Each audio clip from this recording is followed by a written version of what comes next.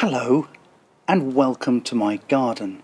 Not TPS in Birmingham, sadly, but the back of my garden, where I have constructed for you this highly dangerous pyramid of mirrorless cameras that I hope will help to share the enthusiasm that I have for mirrorless, but also to explain how we got here, the magic of mirrorless.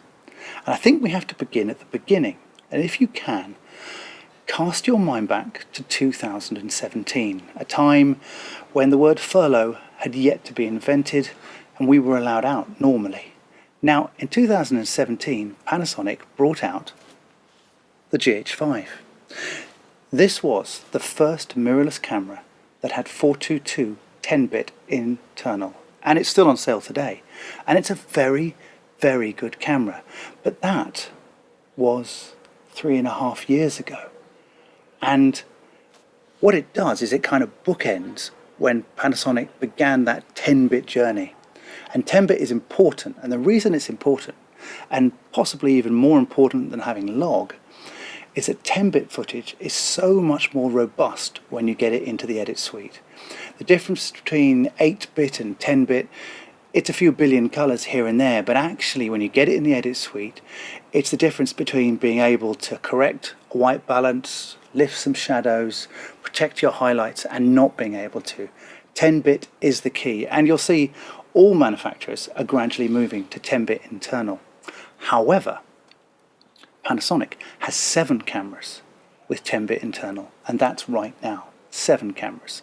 And what I find fascinating about cameras, apart from the fact that I buy too many, is the way they are designed and also the way they are evolving due to your feedback and also what the engineers in Japan do.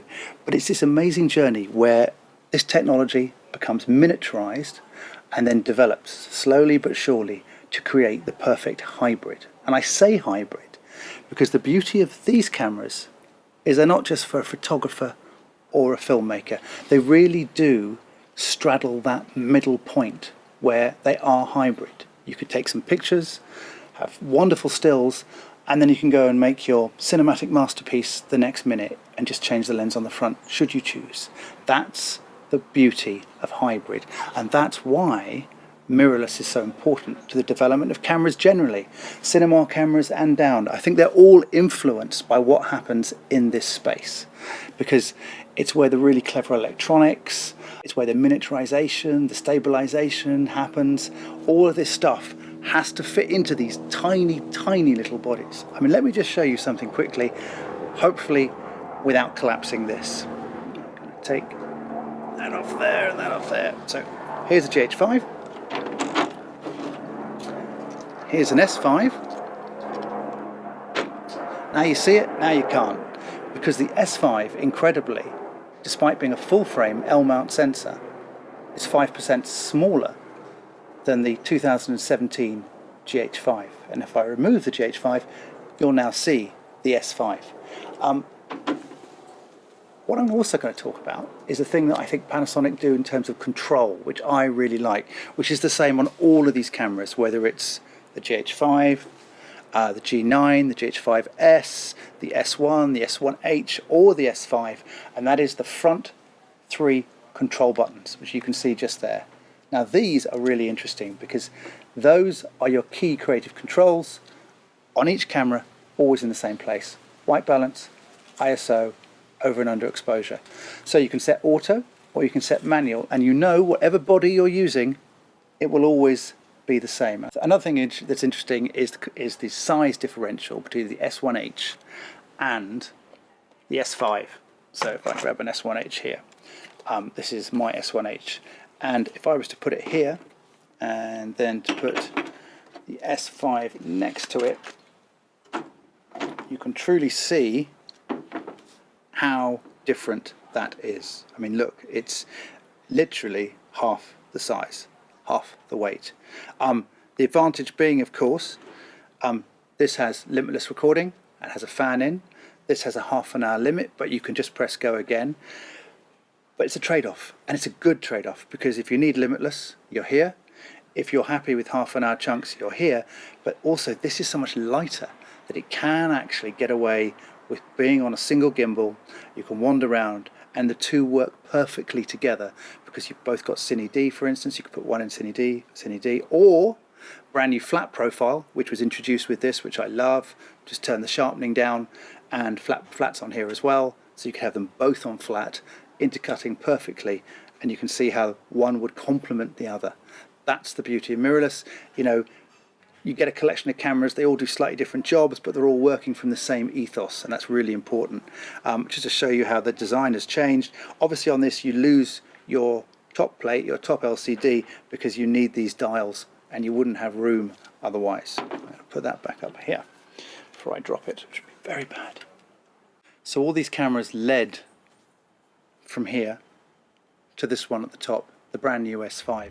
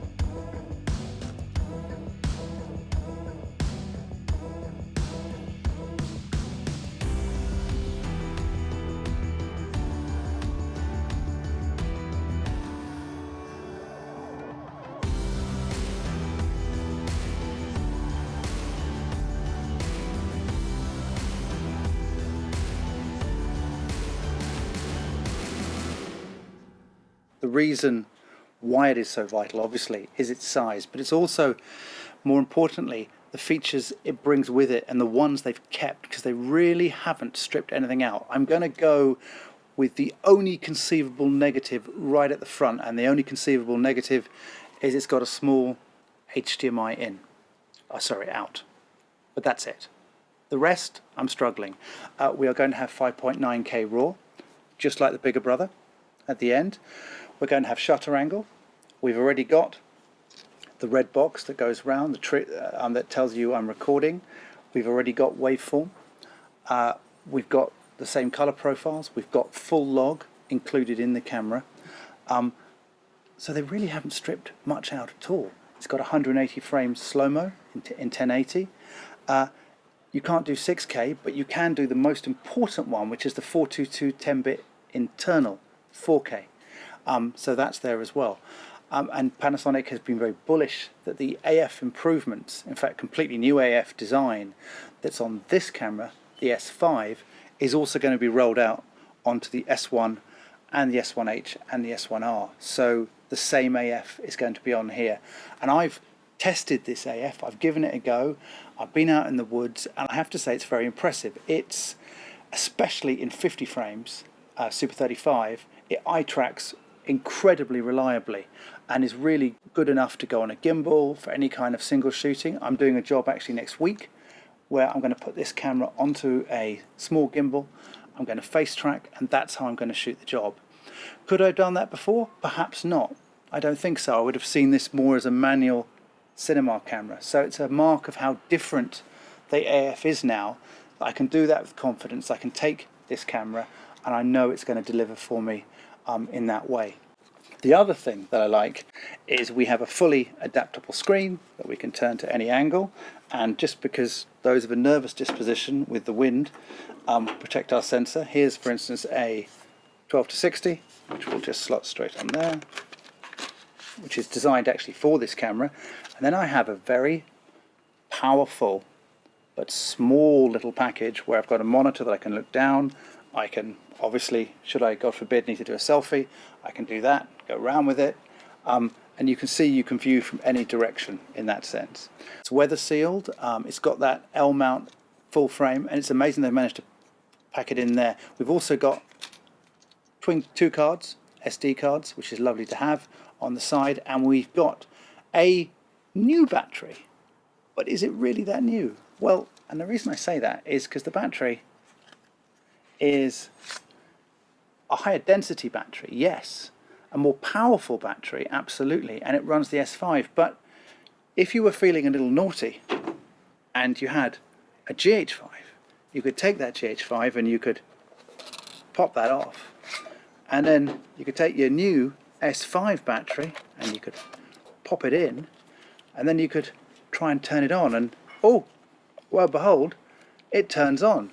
So what that gives you, if perhaps you had one of these as B-cam, is you don't need to buy new batteries. In fact, if you use your S5 batteries in your GH5 or your GH5S, you'll actually get a longer runtime. Very rare to see and very welcome.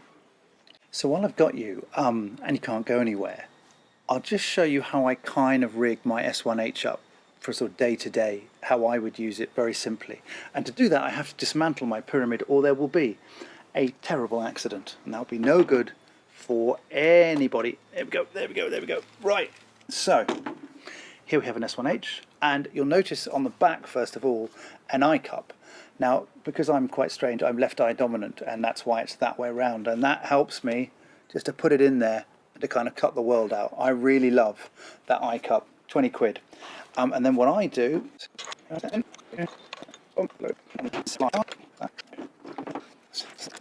what I have here is a very handy S1H small rig half cage. I've got an 8s in one as well that I kind of use with a handle this way, and I've got a bigger size of this as well if I need it. I like the half cage though because it keeps the weight down. It keeps it, just otherwise it all gets a bit heavy. So that slots into here on this chassis, and I lock it underneath. As you can see, I've got a little Manfrotto plate just like so, and I've done a bit of homemade wondrousness, which is that I've managed to mount a reverse mount, a bracket onto here to give me a 15mm rod, a tiny one as you can see. The beauty of that is I can have an audio holder for my AVX or whatever I want here on a little hot shoe mount, and I can have this little baby tilter follow focus if I want manual control, but it all sits underneath. And the reason I wanted to sit underneath, I shall show you in a minute, is because I want to use the audio connector. The audio connector is the Panasonic XLR audio connector. It is around just over 300 quid. I believe currently it is free with purchase of an S5. It's an absolute no-brainer, because if you get that, you really want that. This allows you to have twin XLRs, proper audio on these tiny cameras. It's the last bit. Audio is very important. This is what allows these cameras to run professional audio inputs with two XLRs, and you can do your levels, your line, you can run power, and you've got proper preamps inside here. Very, very useful. It works on the GH5, the GH5S here, and the S1 and the S1H and the S5, and it's powered through the hot shoe. So it sits basically like so, and it bolts in, and as you can see, I've designed that little cage so that actually this bit out here means I can put a handle here and still use that in my homemade way. And then my lens would sit on here. Here's one we made earlier, 24 to 105. Put that on there. That's like that, and as you can see, I've got a bit of a focus thing around it, and then that would just move that along there. That would just run there through here. That connects onto there, and then that's basically how you would run an S1H, or how I would. Maybe not you, you might do it differently, but it just allows me that control. It means that I can still be here, I can still be pulling focus if I want to manually using that with my hand underneath, and that's like that, and it's a very controlled and very simple way of using it, and it hasn't made it too heavy. I can still operate it even with that big old lens on the front. I also have hot shoe here. That's for a wireless radio receiver. It's currently on the camera over there, but I could run that there. So if I wanted to run that into there, so everything I need to film is bracketed onto this little bit of metal. There is a reason why you need a cage. One thing I do recommend you do with these cameras is that when you go into the color profiles, don't just use the standard one. Don't just use portrait. Investigate and experiment. Try natural. try flat if you've got the new S5 or the S1H, because it's really nice. By all means try log if you've got log and put a lot on it, but try the internal ones in camera and then see if you can tweak them to get to 98% of the place that you were going to go to if you shot log. It'll make everything so much quicker and so much easier. Because what I do is I go into the menu and I go down the menu and I go in there, and the first thing I do is to take the sharpening right off, because you won't need to sharpen in camera. The footage is sharp enough. Then I might adjust the contrast, make it flatter, or very rarely would I go the other way, and I might even add some saturation. So in flat I might actually add a little bit if I felt it needed it. And the whole idea and the whole reason to test and do that is that you can then get your workflow better and better, so that when you shoot stuff, the turnaround is quicker and quicker and you're not struggling. You know the look that you like, and you can kind of get it really, really fast. When I say magical, I mean magical, because 3 years ago, 4 years ago, 5 years ago, let alone 10 years ago, we couldn't dream as filmmakers that we would have technology like this available to us, that was this small, with codecs that robust, with a range of colour that we could tweak to taste, with redundancy, with dual card slots, with good battery runtime, that don't overheat and do exactly what you want, with slow-mo built in up to say 180 or even 240 on some of the cameras, that are silent, with good audio connectors that can fit in your hand and that you can go to work on a bicycle on if you choose. And that is where we are now. And that is magical. That is hard to imagine that we would be there. And it makes me quite excited also for the future and the things that are coming. I mean, the S5 has just arrived and people will be getting that in their hands and trying it out. And also some people were making that first jump from Micro Four Thirds to full frame.